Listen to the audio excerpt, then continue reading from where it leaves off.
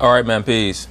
So, brothers, I guess you can call this the first, but really it's the second entry into a sentiment that I first broached in one of my responding to your comments videos on YouTube. That being the concept of why is the so-called black man scared to lead and scared of his woman?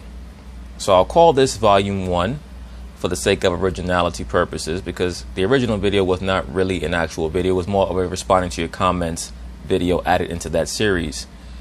But this entry, this initial edition of this new series is going to be featuring Mr. Killer Mike, the rapper from Atlanta, Georgia, who's a very intelligent brother. He just has worldly intelligence. He does not have spiritual intelligence. And in my view, that is why the so-called black man is scared to lead, because the intellect and the wisdom that so many cats have is not based in the fourth dimension. It's not under the inspiration and the direction of the Most High. It's under the inspiration and the direction of their own carnal mind, which always predicates that they put the woman on a pedestal. And that's part of the reason why the so-called black man is in such a low estate today. He worships his woman, therefore he's scared of his woman. Whatever you worship, you have great fear of. You have godly fear of. And the woman knows that. Even though she clamors for quote-unquote real men, she also loves the attention that she receives by being put on a pedestal. So-called Father's Day, or the Day of Tammuz, just passed. And all we see are so-called women, especially black women, running around talking about how they're the father and the mother. Why is that? Because they attention monger. They constantly seek to worship themselves and to reinforce their worship amongst others. It's the epitome of narcissism. When you listen to Killer Mike speak, you can tell that he should have leadership capabilities, but he has no true confidence in himself. Why is that? Because he's been programmed not to seek contention with the number one inhibitor in the so-called black community, that being the liberal black female. He's been trained to always be subservient to the concept of black female rulership. And you see that in the city of Atlanta with their female mayor, Keisha Bottoms. Unbelievable they have a mayor named Keisha Bottoms. But anyway, the point being is this. In my view, Killer Mike is clearly more intelligent than her, but he does not have the confidence to step up and enter into the political sphere, where I think he could probably make a difference if he chose to do so. So anyway, they're going to talk about it. I'm going to chime in. So I'm duty bound to be here to simply say that it is your duty not to burn your own house down for anger with an enemy. Let me say this. This here is the type of speech that so many woke Negroes have always begged for Michael Jordan to make. They want Michael Jordan to stand behind a podium and beg low-level thinking so-called Negroes to not kill each other over his sneakers. And I've always appreciated Michael Jordan for not allowing himself to be suckered into a speech like that, at least thus far in his life and in his career. Because I believe that he understands that a speech like that is beneath him to make. If I have to stand on television and tell human beings that they should not be killing one another over my sneakers, then what does it say about the savage state of the people who are deciding that they want to wear my shoes, particularly within the so-called black community? It must mean that a lot of them are beyond repair. And that's the thing. In order for us to fix our problems, it starts household upon household, individually. Michael Jordan cannot save us. Killer Mike cannot save us. But when it comes to this video, I would rather see Killer Mike making statements to exhort the people to a higher level of conduct than Keisha Bottoms, who is not a leader. None of these women are leaders. And in times of adversity, they're going to show you that they're not real leaders. They're going to panic. Because the style of leadership that all women portray is always going to be trying to act as if they're your mother. They're not going to think of plan B, plan C, plan D. That's not in their nature. That's not how they operate. It is your duty to fortify your own house so that you may be a house of refuge in times of organization. And now is the time to plot, plan, strategize, organize, and mobilize. I think that Killer Mike stole part of that speech from Conquest of the Planet of the Apes, whichever one that was. I think it was the fourth entry that came out in 1973, where the ape Caesar, he stands on top of the burning car or top of the steps, and he says, from now on, we're going to be the ones that plot and plan and scheme and strategize and things of that nature. Caesar, by the way, is inspired by Moses from the Bible, and I mentioned that in other videos. I'll be covering the Planet of the Apes series down the line. But I think that Killer Mike might have stole a little bit of his speech from that movie. I love and I respect you. I hate I don't have more to say. I hate that you don't have more to say either, because it's very clear that you have a higher potential to lead your people than Keisha Lance Bottoms does. But let's be for real, brother. One of the reasons why you don't have more to say and you're unwilling to try to lead is because you probably have issues with your discipline, whether it be with food, drugs, and or alcohol. No disrespect. And of course, what I'm saying is alleged. On top of that, he's a super liberal Negro. I had a cat come into my comment section saying that he liked Killer Mike until he heard Killer Mike speak at his school, and I believe that he said Killer Mike was speaking about how he was in approval of the LGBTQ and homosexuals and lesbians and things of that nature. So once again, this is why our communities all across, not just the United States, but all across the world, are rife with confusion. We've embraced Luciferian principles that have harmed our people. They've hurt us to a great degree. I can't fix it in a snap. I hate Atlanta's not perfect for as good as we are.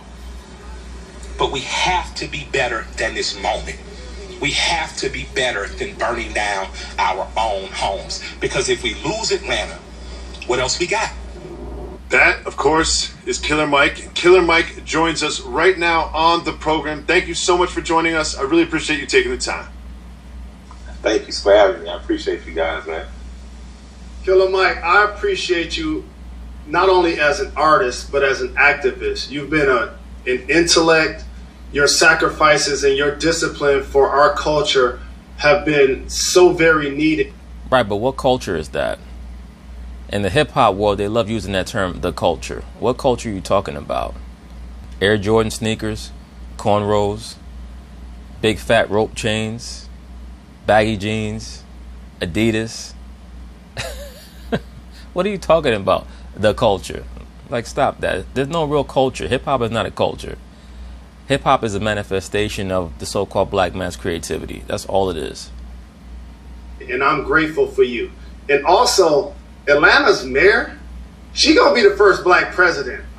Here goes Jalen Rose being a simp again. In order for Jalen Rose to be married to Molly Karam, he has to be a simp, because we've heard how she speaks on First Take. So in order for them to agree that they were going to come together as a couple and memorialize it in the form of a ceremony and sign a contract, he has to be a big simp. And as I've been telling you, brothers, there's this big push by these low-level black males to constantly try to promote the black female as a leader and as a political force. And it's really just the black man once again trying to shirk his responsibilities as the leader that he's supposed to be. Put down the weed, put down the alcohol, and get your mind right. I love her so much. How do you feel? Absolutely. How do you feel the protests have progressed since you did that speech?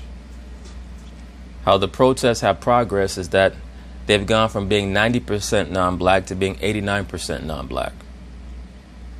Well, I mean, the protest period should always be progressing. We should never get comfortable that our liberties exist. In other words, you have no real answer. Jalen Rose asks him, how have the protests progressed? And he responds back with, well, the protests should always progress. That's some Jesse Jackson slick talk right there. Without protest, Atlanta is the city it is because of people like John Wesley Dobbs, who was an unofficial black mayor of Atlanta, and after riots in Atlanta, made sure that deals were brokered, that blacks could have a section and grow an economy like the Auburn Edgewood Avenue. So I'm not against protests at all, and actually encourage us to always push government to be better. I think Atlanta handles protests well. I think that the policemen that attacked two kids that were going home, they've been fired and are going to be charged. I think that was what a mayor should do. This is not the first time. Atlanta had been doing that before. I think that our mayor spoke from a place of a concerned black mother from the West Side. She's from the same neighborhood as T.I. and I. Right, but that's part of the problem. We don't need concerned black mothers. We need dudes that have real plans and end games. The woman by nature is not going to have a plan or an end game. Her style of leadership is always going to be a quote-unquote concerned black mother. So-called black women have been playing the role of the concerned mother for 40, 50 years.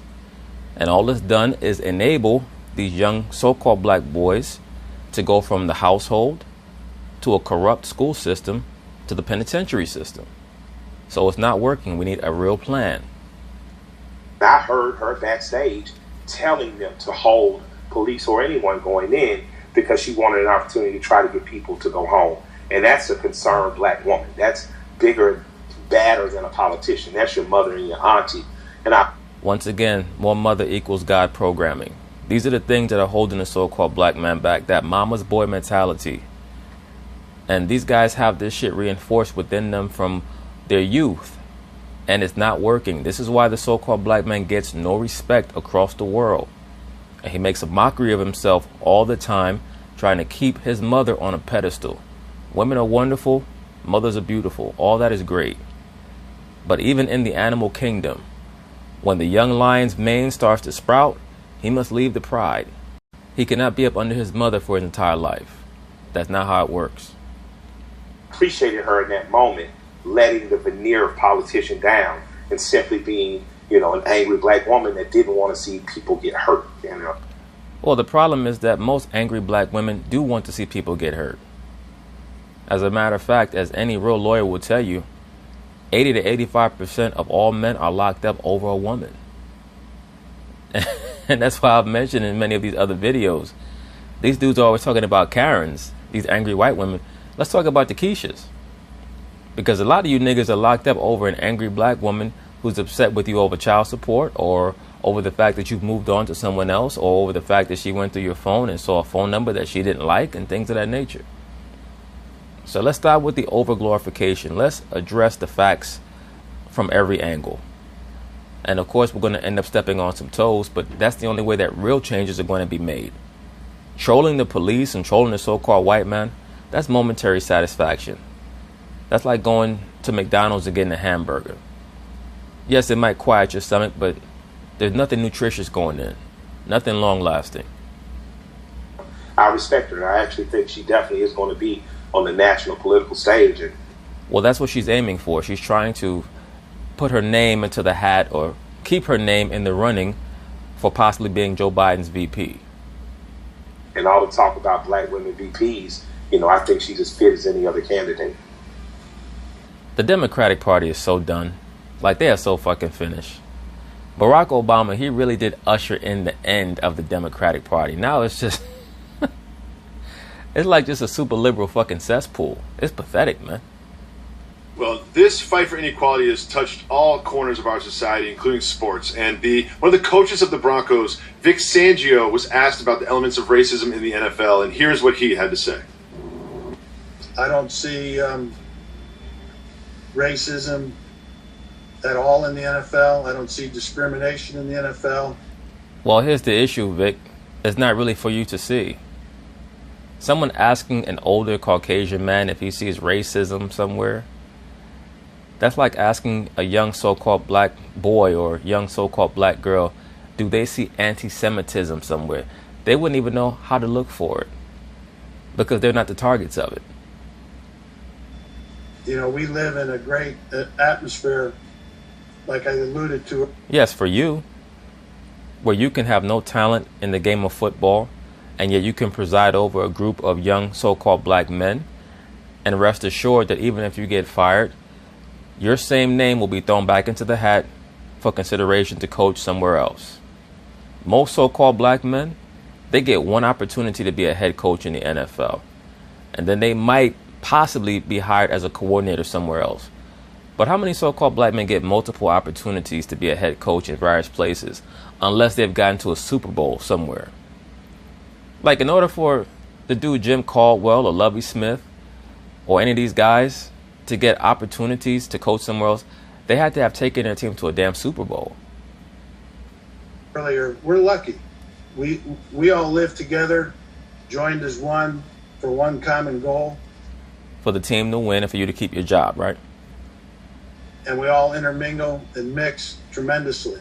Bullshit. There's separation in every locker room. And it's normally according to race. You know, if society reflected an NFL team, we'd all be great. If society reflected an NFL team, everyone would be much better paid, but everyone would be much more drugged up. Obviously, his name is Vic Fangio. What do you think about his comments? Delusional, but he's a good company, man.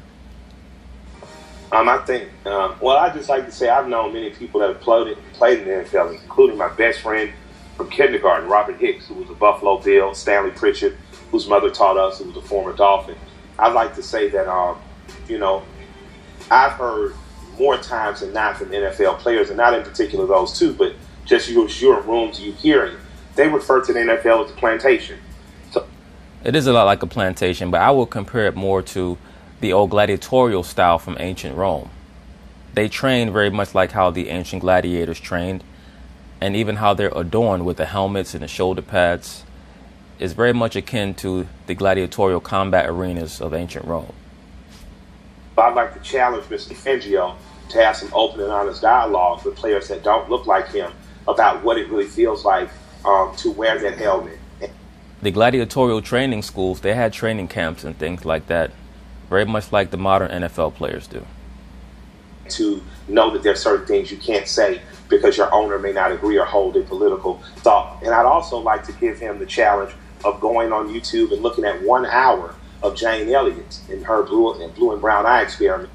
Jane Elliott has become the favorite of the wokeities. She basically is an almost 90-year-old Caucasian female who created a study in which she approximated the effect that racism has on so-called black people by replacing them with the blue-eyed Caucasian children in her class, where she would have the brown-eyed Caucasian children in the class, who normally were the majority, be treated in an entitled or an exemplary way.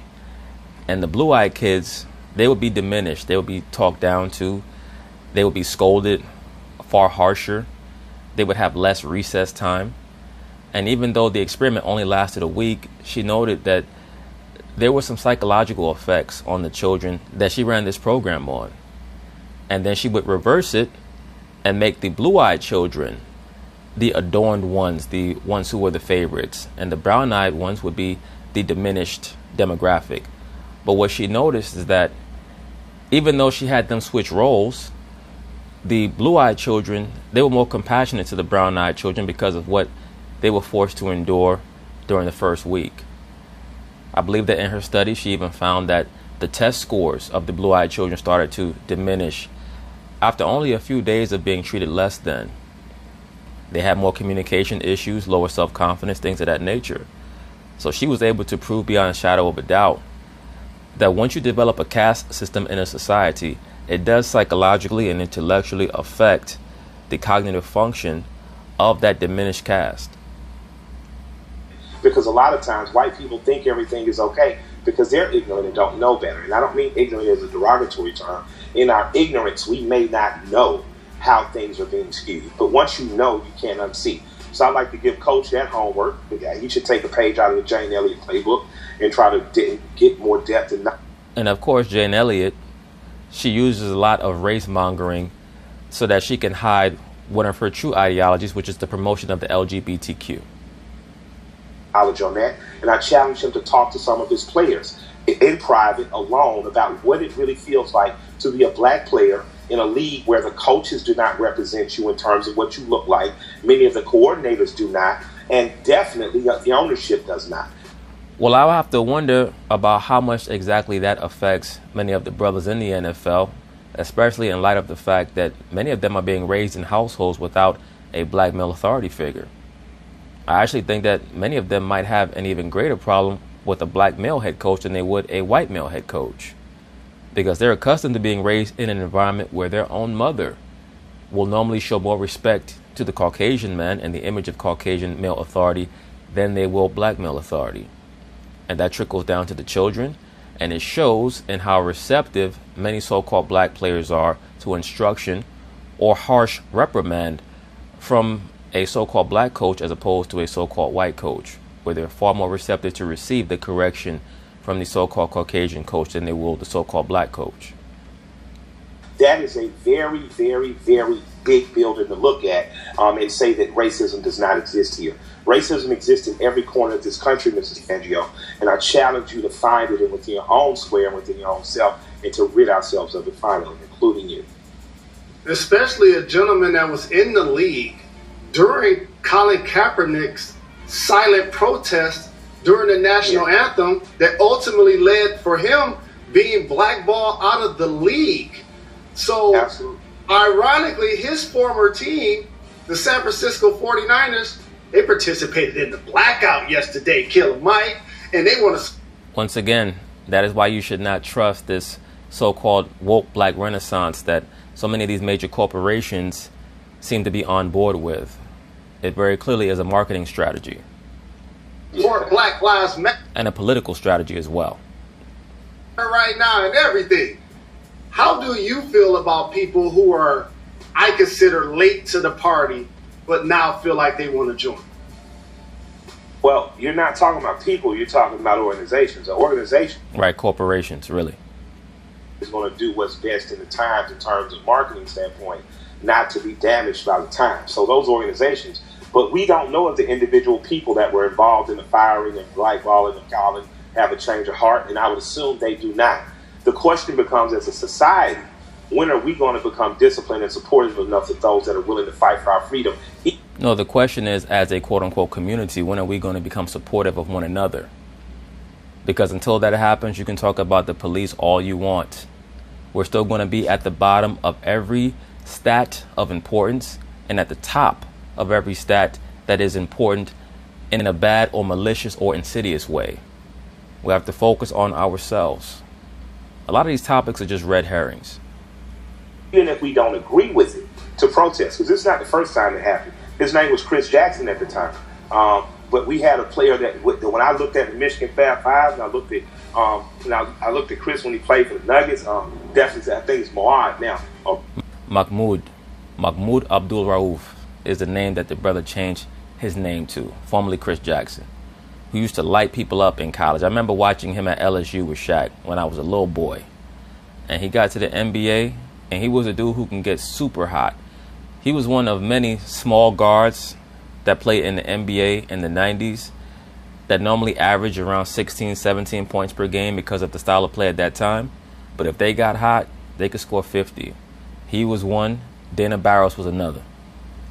Muhammad now. But we protested as kids, and we got in trouble. So we didn't get blackballed from high school, though. We were allowed to come back. So I just want to say, if you really want to... Because you were not affecting the money of the high school. Hello? People are going to find out once again, should the NFL season be allowed to start? What Marxism does is it cuts into your bottom line drastically. That's all it does.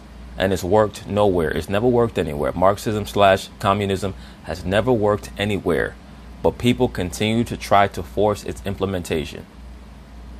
Colin Kaepernick, take the black ball off. It's time to really do the work for real as individuals and stop as organizations just trying to save our bread. We know that there are issues with the NFL and athletes that are outspoken, regardless of what they're outspoken about. And I believe Skip Bayless, honestly, said the most incredible thing in the midst of it all. He said, I hope the players understand that whether they agree with Colin Kaepernick or not, if they all stand in solidarity with his right to do it, it will finally break some of the bargaining leverage that the league has over them. And of course, players of other races and of other political philosophies chose not to, and now you still have a league in which the ownership dominates players to some degree with people who are compared to indentured servitude.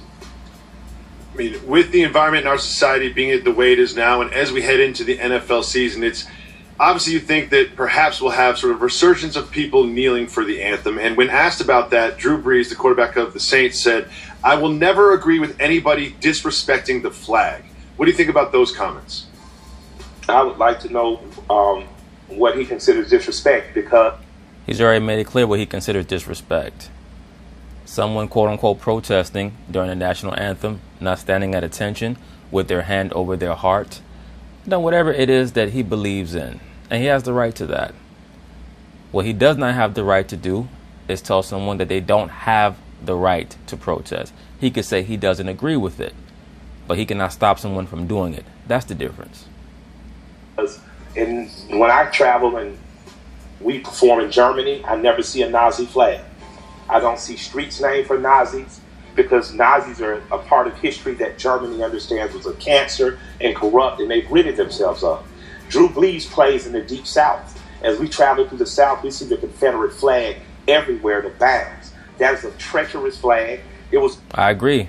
It's a treasonous flag. I've even made videos about it, old videos from 2 or 3 years ago on my YouTube channel, about how the Confederate flag is a mark of treason against the United States. And that's the reason why it should be torn down, and there should be no Confederate monuments in the United States. But that's a red herring. That has nothing to do with Drew Brees' statements. I'm pretty sure that Drew Brees does not hold his hand over his heart as the Confederate flag waves or the Confederate anthem is playing. So you're really trying to answer a question with a red herring. Flag that if you read the cornerstone speech by Alexander Stevenson, he says in the cornerstone speech of the Confederacy that our Constitution is built on the natural order, that white society and white man is above black people and they are to be held in servitude and bondage. So yes, and what the 13th Amendment did was put everybody in bondage. Now we're all debt slaves. You're going to tell me about flag and disrespecting the American flag, the fact that you live in a region that they still find a rebel flag or the Confederate flag, and you don't adamantly speak against that on a regular basis, just tells me that you're protecting the way of life or what you think is right. The American flag stands for the First Amendment and the ability to say what you feel about situations. Now, you bear the brunt of that. You may get blackballed out of the NFL, but you have the right to. So if you support and you don't want to see the American flag disrespected, don't look at it on Budweiser shorts at picnics. Don't look at it on bikini shots in Playboy. Don't look at it on your favorite album covers because you think that rock band is rocking for you. Be all the way with it. You're an intelligent football player. That's a better point. The Confederate flag point, that was an attempt at misdirection. But that was an incredibly stupid thing to say. And to live in a country where you have the rebel flag, and again, that's not something I even harp about. I live in the place of Stone You spent the last 2 minutes harping about it, brother. Just stop. Mountain, the biggest Confederate memorial there is. I'd like to see that those faces chipped off that mountain one day. I'm adamantly against that flag, even though I have bigger political fights to fight. But I'm not going to. You should have bigger political fights to fight. You should be trying to gear up to lead your people in some way, but unfortunately you're too woke to do so. So you have to give away all your power. You must divest all of it to some incompetent woman who's just looking for attention. He's so burdened with the. And then no disrespect. Once again, I always say this. The woman is wonderful, but she should not be trying to lead a mass of people. Like, just stop, please. Religion that has become Americanism, nationalism, that I forget that the flag represents the United States Constitution. And the United States Constitution was written by a bunch of people who chose to protest violently. Right, they chose to revolt. They were not looking for equality with Britain. They were looking for independence. So once again, you're making a different point, but now you're starting to get to the crux of the matter. So-called black people are scared of being independent. Those quote-unquote founding fathers, they were not scared of being independent. So when you bring them up, it really only shines a light on the ineptitude of the thought process of the so-called black man and woman here in America, and how much you lean on the so-called white man for succor. In order to have a flag, they chose to rebel against a monarchy in order to stop being subjects of that monarchy. So what you interpret as disrespect probably is the most patriotic thing happening today, in which kids are pushing back against the line. Once again, grown men trying to exalt the actions of children. If you're trying to exalt the actions of children, what you're doing is you're extolling the thought process of the unlearned. So what are you really saying? That everyone may enjoy the constitutional rights that that flag represents, and not just the empty nationalism of white Anglo-Saxon Protestants. Powerful words from Killer Mike. And you. Not quite, but I think that the brother has more potential to lead than Keisha Lance Bottoms does. That's for damn sure. But anyway, we'll see what happens. In these last days, a lot of brothers are going to be forced into positions where they're going to have to assume offices of preeminence and power so that our people can advance, especially as this place continues to fall, as is very obvious it is. But anyway, peace.